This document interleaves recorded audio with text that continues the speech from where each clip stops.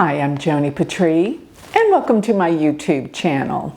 Well, today I want to do a follow-up video concerning the Macrons, Emmanuel Macron, and I did a video on his wife, Brigitte. And the whole thing going on right now it's so outrageous. There's speculation that Brigitte is a man and there's something really weird going on with their relationship. So I started thinking about this, and of course I want to remind everyone that if you are part of my Patreon group, you get to advise me as to what videos you would like for me to do on YouTube. And of course, this is one of the requests from one of my Patreon members, which is Anna. And she asked about this whole conspiracy. What do I think using astrology? And so I did a pretty thorough analysis of Brigitte's chart. But after the fact, I looked at her husband, Emmanuel Macron, and I found some really interesting things I felt like I needed to share with you guys. So we are going to be looking at the chart of Emmanuel Macron's chart, who is the president of France and has been president for quite some time. So I'm going to put his chart up. We're going to be looking at the aspect of relationships and his marriage partner and see what we can see. So let's put up his chart over here, Emmanuel Macron. And here's the thing, when I'm looking at marriage and relationships, the thing to look for specifically in Vedic astrology is the 7th house when you're looking at marriage partner. But when you're looking for the marriage partner in a man's chart, you specifically look for Venus. And looking at where his Venus sits, I'm like, why didn't I look at his chart initially? So looking over here at his chart, if you will look where Venus is, it sits right next to Neptune. And which was very interesting in Brigitte's chart was that she has Venus exactly opposed Neptune. So I want you to understand the energy of Neptune. Neptune deals with things that you can't see, number one. Number two, it deals with deception, denial, secrets, scandals. Yes, I found this to be so true about planet Neptune that it even prompted me to write a book on Neptune. Yes, I have a specific book on Neptune. And that prompted me to write a book on Uranus and on Pluto. But Neptune, I found, deals so much with scandals, with secrets, conspiracies. And that's exactly what their relationship has come down to lately. People have all these thoughts and conspiracy theories about their relationship, whether or not Brigitte is a man or not. Now, this is all speculation from astrology, but knowing what I know about Neptune, here's what I do know. There is something really weird about their marriage. Neptune is weirdness, let me put it that way, because it's things you can't see, it deals with secrets, it deals with scandals. This has really kind of developed into a crazy scandal. So the fact that, now I know I said Venus in a man's chart can represent the wife, the husband, whatever. But here is what I do know, aside from in a man's chart in Vedic astrology, it is said to be the wife. And boy, that Venus next to Neptune speaks volumes, even in the sign of Scorpio. Scorpio is that passionate, deep, deep sign. And here's another thing that I get about this Venus. It's even Gandanta. Do you know what Gandanta means? It actually literally means a knot, but I was always told by my teacher that it represents drowning, a sense of feeling like you're drowning or literally almost drowning. But for a lot of people, it's figuratively, and that means that Venus being representing Emmanuel's chart, that Venus being Gandanta, that the wife can be out of control sometimes. It's like emotional extremes. Why? It's in Scorpio, the last few degrees of Scorpio. Gandanta planets are the last few degrees of a water sign, as well as the very first degrees of fire. But I find that the water signs deal more with the emotion. All right, so that's another element that adds a different dimension to this whole interesting secret or scandal about his wife.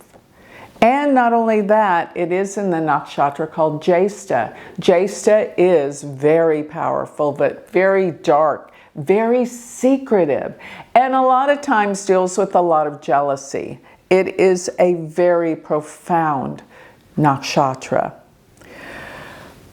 But, as I said before, you want to go to the 7th house for the house of serious relationships. The 7th house deals with relationships that are actually like contractual. That's with the 7th house. So it can deal actually with business partnerships as well.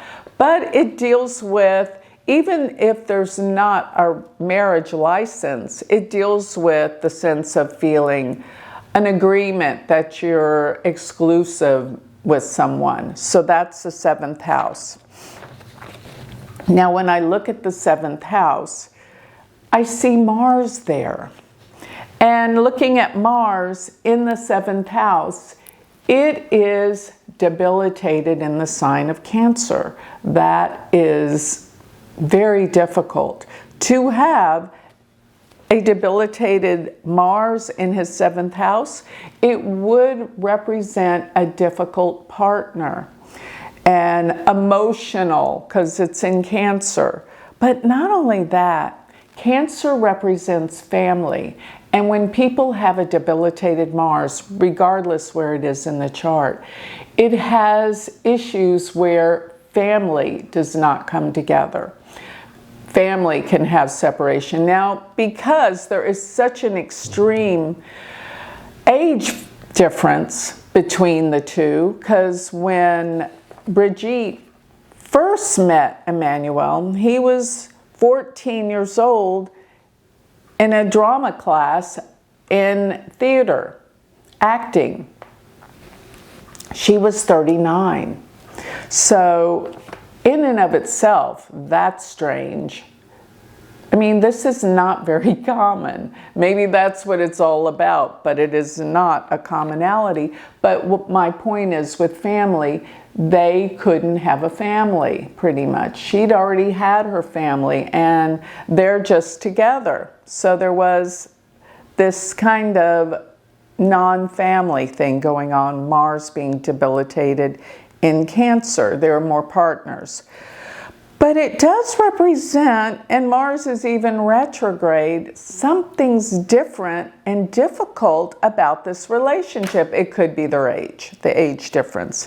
It's pretty unusual, to say the least. But another thing that I know to do is I always look from Chandra Lagna. And what that means is you are taking this as the moon being the ascendant, that gives a whole nother feel of marriage and relationships. So what you do is you look to the moon and you count 7 houses from that. Remember, the 7th house is marriage. So if you count 7 houses from the moon, counting clockwise, you will arrive at the sign of Libra. And I happen to notice Uranus, the planet of unconventional change, disruption, awakenings. It is the planet of unexpected changes, right? It sits exactly opposed the moon, 7th house from the moon. Uranus means unconventional, not of the norm, unusual. I have to say this is a very unusual marriage.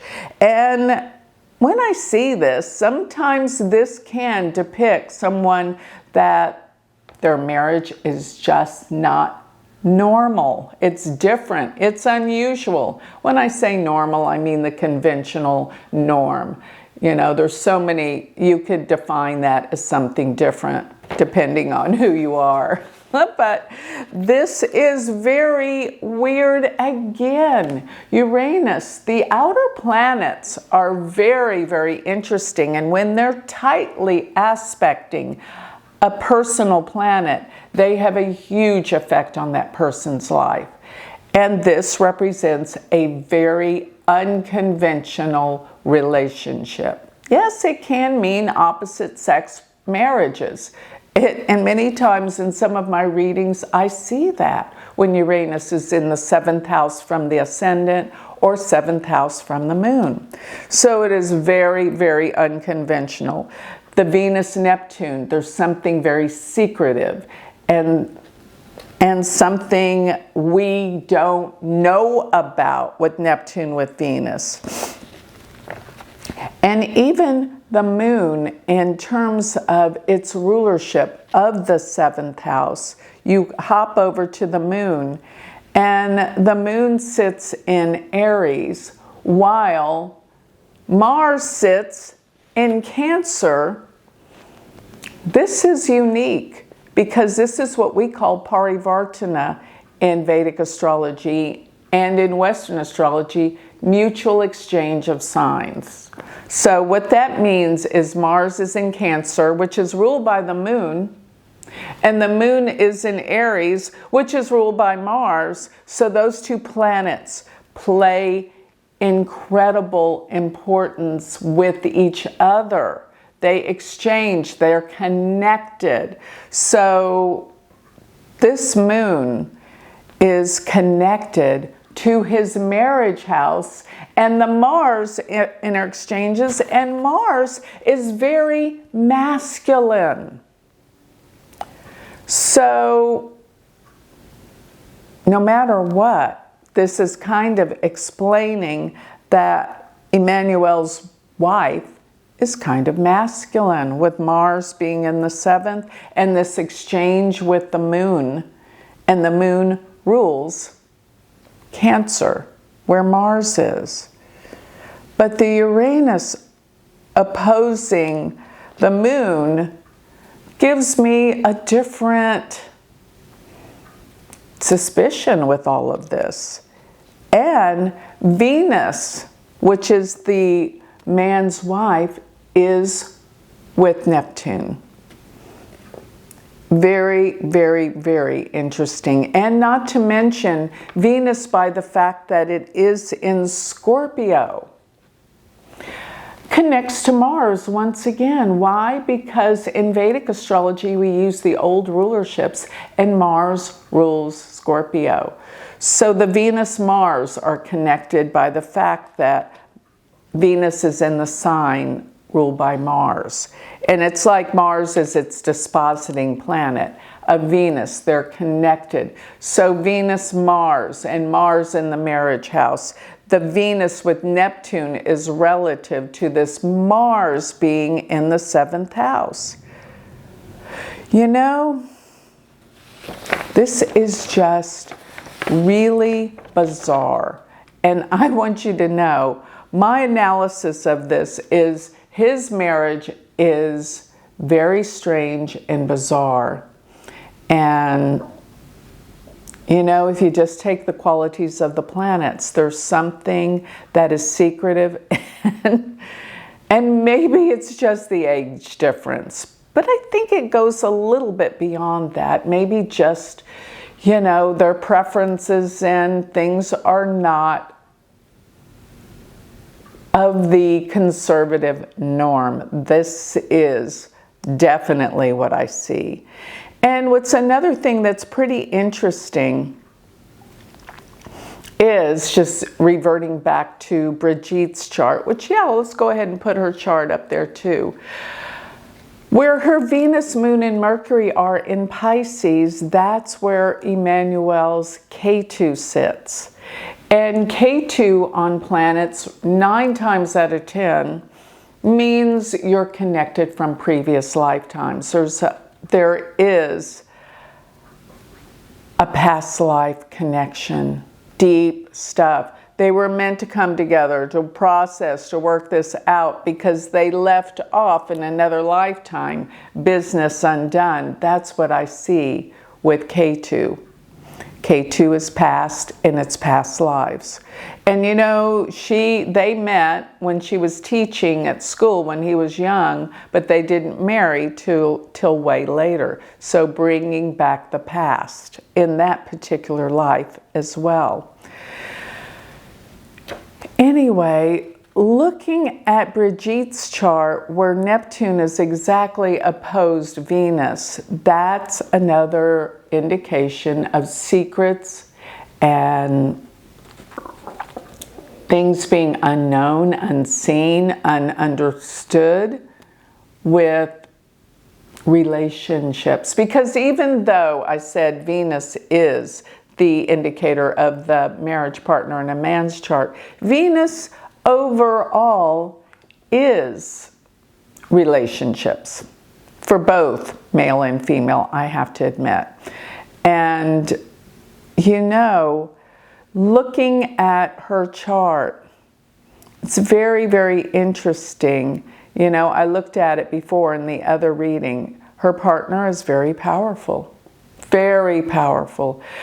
And she's got that Mars-Sun conjunction in Aries. That is extremely dynamic and extremely powerful and strong.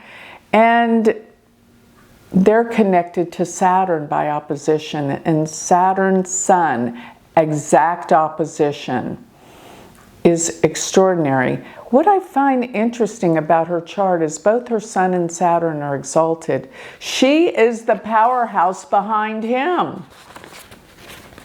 She is the power, I think, that directs a lot that he does. He actually needs her. But I'm just astounded by what I'm seeing in both these charts, but especially Emmanuel's chart when it comes to marriage and relationships. Very, very different and unusual. So I brought out the key features that I wanted you to see. I'll let you make the determination based on astrology what the verdict is or what the truth is concerning this scandal. So remember, if you want to become part of my Patreon, then you can go to my website, galacticcenter.org. You can tell me what you would like me to do YouTubes on, and I will listen. And another thing, while you're there, galacticcenter.org, sign up for my free newsletter and my Patreon while you're there, as well as you can check out my Galactic Planner where you can get your own predictions delivered to your email and know what the stars predict for you each and every day. Be guided by the stars.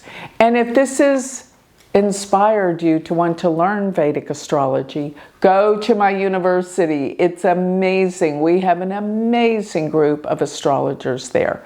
Go to universityofvedicastrology.com. Thank you.